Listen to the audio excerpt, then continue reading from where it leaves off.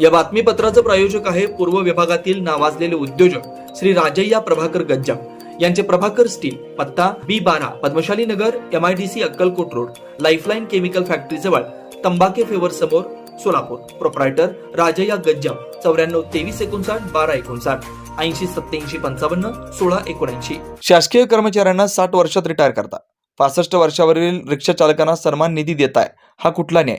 परिवहन मंत्री प्रताप सरनाईक यांना रिक्षा चालकांचा सवाल. सोलापूर शहरातील रिक्षा संघटनांच्या वतीनं जिल्हाधिकाऱ्यांना निवेदन देण्यात आलं. प्रशासनाने आनंद दिघेंच्या नावानं रिक्षा चालकांसाठी कल्याणकारी मंडळ स्थापन करण्यात आलं. मात्र रिक्षा कल्याणकारी मंडळ फसवणूक करणारे कल्याणकारी मंडळ आहे, अशी संतप्त प्रतिक्रिया संघटनेचे अध्यक्ष रियाज सय्यद यांनी दिली आहे. आनंद दिघेंच्या नावानं सुरू झालेल्या कल्याणकारी मंडळात सरकार फक्त 50 कोटी देणार आणि रिक्षा चालकांना एकूण 1500 कोटी जमा करणार, ही सरळ फसवणूक आहे. सरकार रिक्षा चालकांची रक्कम वापरणार, असं रिक्षा चालकांनी संतप्त प्रतिक्रिया दिल्या. सरकारी कर्मचाऱ्यांना 60 वर्षात निवृत्ती, रिक्षा चालकांना 65 वर्ष, हा कुठला न्याय? राज्य सरकारी कर्मचाऱ्यांना 60 वर्षात निवृत्ती करते. निवृत्तीनंतर त्यांना निवृत्ती वेतन दिलं जातं, मात्र रिक्षा चालकांना कल्याणकारी मंडळाकडून असे लाभ दिले जात नाहीत.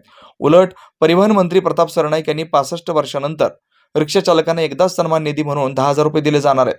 वाहतूक संघटनेचे अध्यक्ष रियाज सय्यद यांनी व रिक्षा चालकांनी प्रतिक्रिया देताना सांगितलं, आम्हाला सन्मान निधी नको तर निवृत्ती वेतन पाहिजे. परिवहन मंत्री प्रताप सरनाईक यांनी सन्मान निधीचा निर्णय मागे घेऊन निवृत्ती वेतनाची घोषणा करावी, अशी मागणी रिक्षा चालकांनी केली. यावेळी प्रदीप आबा शिंदे, अल्ला बक्षू शेख, इम्रान शेख, इरफान कल्याणी, रमेश बनसोडे, शंकर राऊत, अशोक बनसोडे, नागेश वाघमारे, नईम जमादार, मोईन शेख, मुन्ना पटेल उपस्थित होते. आज तुम्ही परिवहन मंत्री यांनी जे स्टेटमेंट केलं त्या स्टेटमेंटबद्दल तुम्ही जिल्हाधिकारी साहेबांना निवेदन देण्यासाठी आला, तर काय तुमचं निवेदन आणि काय तुमचं प्रमुख मत? आज वाहतूक संघटना संयुक्त महासंघातर्फे जे परवा दिवशी प्रताप सरनाईक परिवहन मंत्री यांनी जे स्टेटमेंट दिलं होतं की आम्ही 65 वर्षावरील रिक्षा चालकांना सन्मान निधी म्हणून 10,000 रुपये देणार आहे, पण हे सरासर फसवणुकी आहे. का म्हणजे वाहतूक संघटना संयुक्त महासंघ असू दे किंवा महाराष्ट्रातील प्रत्येक संघटनांनी जेव्हा कल्याणकारी मंडळाची बाबत लढा घेतला आणि त्या लढ्यामध्ये कल्याणकारी मंडळ स्थापन झालं, तर स्थापनमध्ये एक प्रमुख मागणी हे होती आमची सर्वांची की 60 वर्षावरील रिक्षा चालकांना, टॅक्सी चालकांना दरमहा 10,000 रुपये असं पेन्शन मिळायला पाहिजे होतं. पण परिवहन मंत्री साहेबांनी फक्त एकाच टायमाला सन्मान निधी म्हणून 10,000 देत असेल तर हे कुठं तर फसवणूक आहे आणि हे फसवणूक थांबवण्यासाठी आम्ही माननीय जिल्हाधिकारी साहेबांना निवेदन दिलेलं आहे. त्याचबरोबर आजचा आमचा एक उद्देश हे पण आहे की जे कल्याणकारी मंडळ स्थापन झालेलं आहे हे महासंघाने याला घोषणा केलेली आहे की हे फसवणूक मंडळ स्थापन झालेलं आहे, कल्याणकारी मंडळ नाही.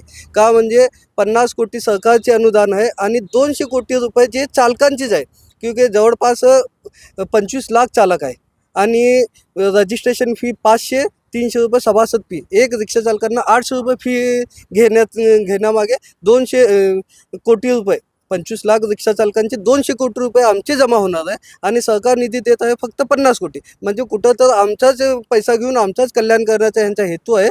असं कल्याणकारी मंडळ चालत नसून आम्हाला चालक कल्याणकारी मंडळ ज्याप्रमाणे बांधकाम कामगारांचं कल्याणकारी मंडळ आहे त्याचप्रमाणे रिक्षा चालकांचंही कल्याणकारी मंडळ असावा अशी आमची अपेक्षा आहे. कल्याणकारी मंडळ कोण स्थापन केलं?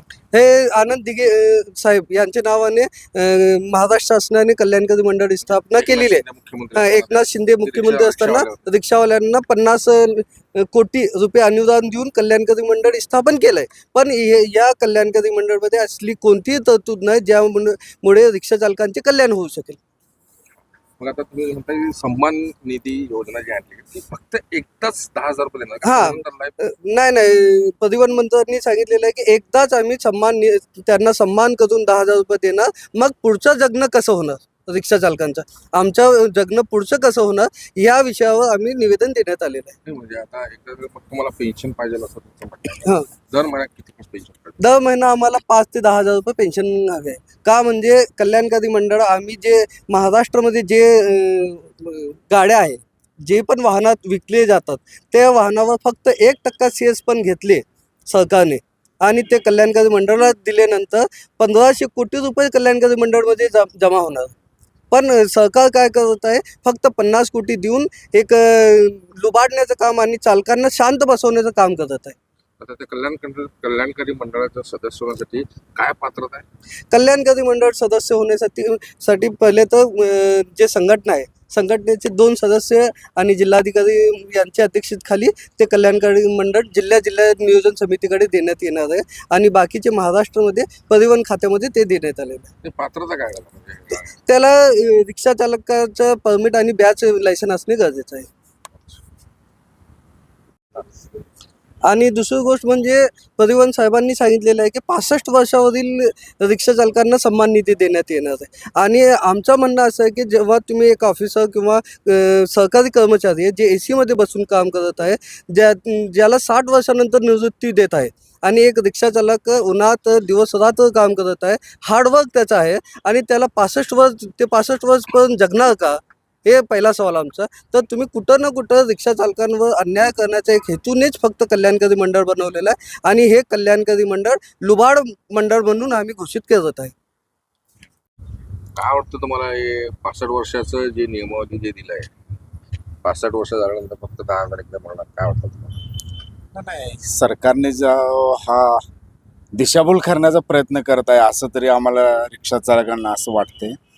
कारण का 65 वर्ष तोपर्यंत रिक्षा चालक अतिशय अवघड आहे त्याची परिस्थिती जगणं. कारण का दिवस रात्र ऊन पावसात तो सतत रोडवर असतोय.